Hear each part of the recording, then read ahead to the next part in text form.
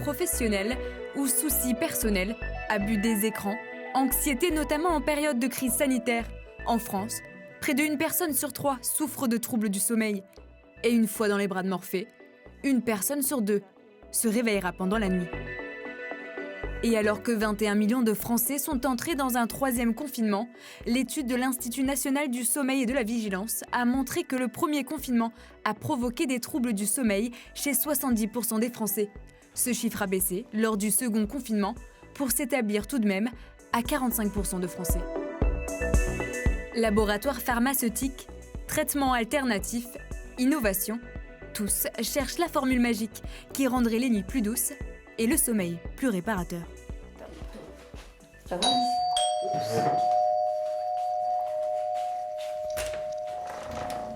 Bonjour. Bonjour. C'est pour la livraison. Ah, merci. Merci. Entrez, entrez. Ce midi, Huguette ne se fait pas livrer ses courses, ni un repas préparé. Depuis 4 mois, l'octogénaire a troqué ses médicaments anti-inflammatoires et les somnifères pour de l'huile sublinguale. Un ingrédient miracle selon elle, qui contient de l'extrait de CBD. Tenez, je prenais ça pour le dormir le soir, Zopiclone. Je sais le prendre, mais je ne sais pas les noms. Et je prenais 2 anti-inflammatoires, comme celui-là, Naproxène. Et maintenant, je n'en prends plus qu'un. J'ai des douleurs parce que j'ai des sciatiques. Et ces douleurs, malheureusement, me réveillent 2 à 3 fois par nuit. Avec ce produit, petit à petit, je dors mes nuits complètes. Et les douleurs s'estompent. Avec des réveils nocturnes à répétition dus à ces douleurs et l'anxiété omniprésente depuis le début de la crise sanitaire, Huguette est enfin parvenue à retrouver le sommeil et des nuits complètes grâce au cannabidiol, le CBD. C'est l'une des 200 molécules que l'on retrouve dans le chanvre, le cannabis. Mais à la différence du THC, l'actif le plus connu de cette plante, le CBD, n'est pas une drogue, aucun effet stupéfiant ou psychotrope et sa consommation est autorisée en France. Le THC, ça va être la molécule psychoactive qu'on a dans le cannabis, donc l'effet drogue, alors que le CBD, on sera plutôt sur l'effet, même si c'est délicat de le dire en France, mais l'effet médicinal, enfin du moins l'effet positif qu'on aurait dans le cannabis. Donc là, il faut savoir que les fleurs qui sont là, en fait, elles sont complètement lavées du THC. Il va y avoir des traces résiduelles de THC à moins de 0,2%. Donc il n'y a pas du tout d'effet psychoactif dedans. Il y aura juste l'effet de détente, de relaxation. Un principe actif naturel et relaxant, on le trouve en boisson, en gélule, sous forme de perles d'huile ou encore de tisane. L'infusion, c'est pas juste un thé basique. C'est-à-dire que si on fait une infusion classique à base de CBD, on aura le goût, mais on n'aura pas l'effet. Très important, il faut incorporer un corps gras à l'ébullition, donc un petit peu de lait, de beurre ou d'huile. C'est ce qui va permettre à la molécule de se libérer pour avoir et le goût et les effets. Après, les huiles, c'est des huiles sublinguales, donc ça va être quelques gouttes à se mettre sous la langue. Voilà. Le principe, c'est de laisser agir les gouttes 1 à 2 minutes avant de les avaler, que ça salive bien. Dans l'idéal, 20 minutes avant la prise, 20 minutes après la prise.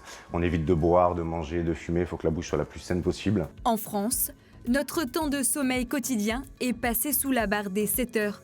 Durée minimale recommandée pour être en forme, un enjeu de taille, car la fréquence de ces troubles a augmenté ces dernières décennies. Et les troubles du sommeil, ça peut être d'avoir une insomnie. Comme tout le monde le sait, une insomnie, c'est un problème d'endormissement. On n'arrive pas à s'endormir, on met beaucoup de temps à s'endormir, généralement plus de 30 minutes. Ou bien ça peut être des gens qui se réveillent la nuit, qui ne peuvent pas se rendormir, qui se réveillent plusieurs fois, comme s'il y a un signal alerte, ils ont les yeux ouverts, et là, la tête commence à tourner. Et puis sinon, c'est des gens qui nous disent dormir, mais qui au fait, ils ne récupèrent pas leur sommeil. Donc là, c'est vrai que c'est des troubles de la qualité de sommeil, donc il n'y a pas de récupération. Et le lendemain, ils sont très très fatigués, comme s'ils avaient très peu dormi ou pas du tout dormi. Alors qu'ils ont l'impression d'avoir dormi toute une nuit. Je suis très très perturbée. D'accord. Vous avez du mal à vous endormir ou l'endormissement se fait facilement? Alors j'ai du mal à m'endormir et puis je me réveille plusieurs fois dans la nuit dû au cauchemar que je fais. Dans son cabinet, le docteur reçoit de plus en plus de patients souffrant de problèmes de sommeil, à l'instar de Joël, perturbé depuis plus d'1 an et dont les nuits sont ponctuées de cauchemars. Premier confinement, j'ai senti déjà que je n'avais pas un sommeil totalement réparateur, mais ce n'était pas tous les jours. Alors qu'actuellement, je dors très très mal tous les jours, et depuis qu'on nous a annoncé ce reconfinement, je dors très très mal tous les jours, et surtout je fais beaucoup de cauchemars. Et donc là, quand je me lève le matin, je suis extrêmement fatiguée. Rythme bouleversé, télétravail privilégié, couvre-feu. De jour comme de nuit, le virus s'est invité dans notre quotidien, même sur nos oreillers. Et la pandémie de Covid-19 n'aide pas à passer des nuits apaisées. C'est vrai qu'on a constaté des phénomènes, des réactions psychologiques qui sont dues au stress provoqué par cette crise, cette pandémie liée au Covid. Et c'est vrai que les réactions de peur, les réactions d'anxiété, les réactions de déprime, les réactions de stress post-traumatique, l'un des symptômes les plus importants, et même qui surviennent comme ça en premier, et on peut parler de signes d'alerte, c'est les troubles de sommeil. La preuve, le marché des compléments alimentaires pour mieux dormir ne cesse de croître. Dans le département, le laboratoire pharmaceutique Arcopharma, lui, enregistre en 2020 une croissance de vente de 22% pour son produit phare, Arco-Relax Sommeil Fort. Avec le confinement, les gens viennent voir le pharmacien et expriment tout simplement en disant, avec ce qui se passe, je ne dors plus, je n'arrive pas à m'endormir, ou je me réveille à 3-4 heures du matin et je n'arrive plus à me rendormir. Donc oui, la demande a été importante, et du coup, le pharmacien conseillant ces compléments alimentaires en première intention, en fait, avant d'aller plus loin, eh bien oui, on a récupéré quand même pas mal, une belle évolution. Parmi les produits les plus vendus de la gamme, donc, le complément alimentaire Arco-Relax Sommeil Fort 8 heures. Il agit selon les principes de chronobiologie en apportant de la mélatonine et des plantes en libération rapide et prolongée. Ce qui est très intéressant, c'est de pouvoir avoir une galénique qui nous permette de mimer la libération naturelle de la mélatonine. Donc dans une première couche, on va mettre de la mélatonine qui va être libérée rapidement pour favoriser intensément l'endormissement. On y rajoute des plantes également qui vont agir à la fois sur l'anxiété et favoriser, renforcer ce phénomène d'endormissement, comme la valériane et la passiflore. Et dans la deuxième couche, qui va se déliter tout au cours de la nuit, eh bien on va libérer de façon continue la mélatonine et l'escolcia pour avoir une bonne qualité de sommeil. Aromathérapie, phytothérapie en pilule, gélule ou en fluide. Depuis plus de 10 ans, le laboratoire a développé ses solutions stress-sommeil, notamment sa production de valériane, plante emblématique du sommeil. En 50 ans, les Français auraient perdu plus d'1 heure de sommeil par nuit, conséquence de la vie hyperactive en société. On essaye un peu d'avoir une vie plus de sociabilité, en ayant plus de loisirs, pour qu'on puisse se voir le soir toute la journée en travail. Et là, les gens se rencontrent le soir, ou ils restent en famille le soir assez tard, pour essayer de rattraper un peu, parce que toute la journée, ils bossent. Et avec le télétravail, le sommeil se trouve là aussi déréglé. Covid oblige, les Français se sont retrouvés enfermés chez eux. Et entre les périodes de confinement successives et le couvre-feu, ils mettent du cœur à l'ouvrage pour soigner leur habitat et leur confort, en misant notamment sur une bonne literie. Alors, je vous présente le matelas niçois. Le voici. Et comment il se compose? Il est composé à base de mousse haute résilience. Donc, on a 2 mousses différentes. Une première de 20 cm qui est là pour le soutien, qui est une mousse ferme. Et on finit par une mousse toujours haute résilience pour le moelleux, une mousse d'accueil de 3 cm. Les startups du matelas s'éveillent dans un marché en plein essor.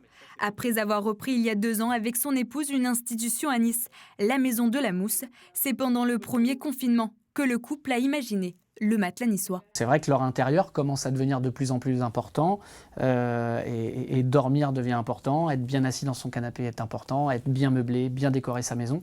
Donc c'est sûr que nous, on est un secteur qui se porte bien malgré cette crise. Voilà un secteur qui n'est pas prêt de s'endormir, car bien choisir son matelas est essentiel pour trouver une bonne qualité de sommeil.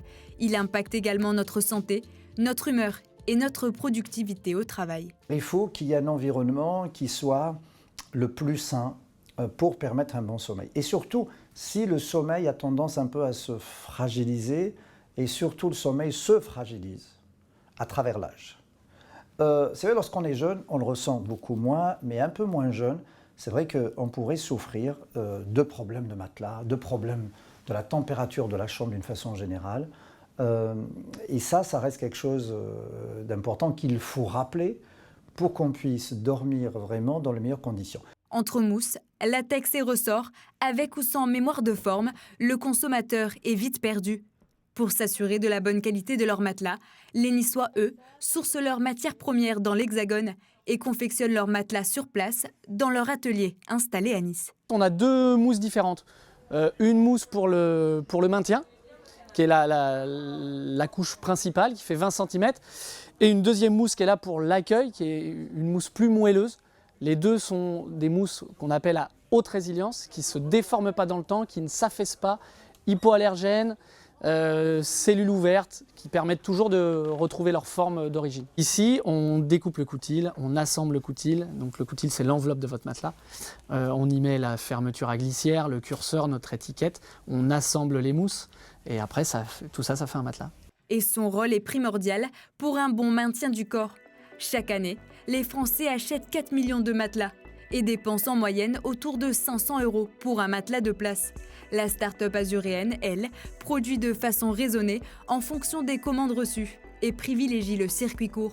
Leur ambition, irriguer le marché de proximité tout en venant concurrencer les leaders bien installés. Alors, il y a plusieurs choses. Déjà, le fait d'être directement du fabricant au consommateur, au dormeur pour le matelas, parce que le matelas est achetable en ligne sur le matelasniçois.com. Il y a le fait aussi qu'on décide, nous, de rogner des marges. Dans la literie, les marges peuvent être énormes. Et en fait, nous, on a décidé de les réduire pour vraiment pouvoir proposer des prix attractifs et que le Made in France soit accessible au plus grand nombre. Et du coup, on arrive à des prix de matelas qui sont sur la moyenne d'un prix de matelas dans des hautes qualités comme la nôtre, qui vont de 458 pour un matelas en 70-190 à 969 € pour un 2 mètres par 2 mètres. Mémoire et apprentissage, métabolisme ou encore immunité. Il est établi que le sommeil est crucial pour de nombreuses fonctions biologiques. Dans les années à venir, les troubles du sommeil risquent bien de se transformer en vrais problèmes de santé publique.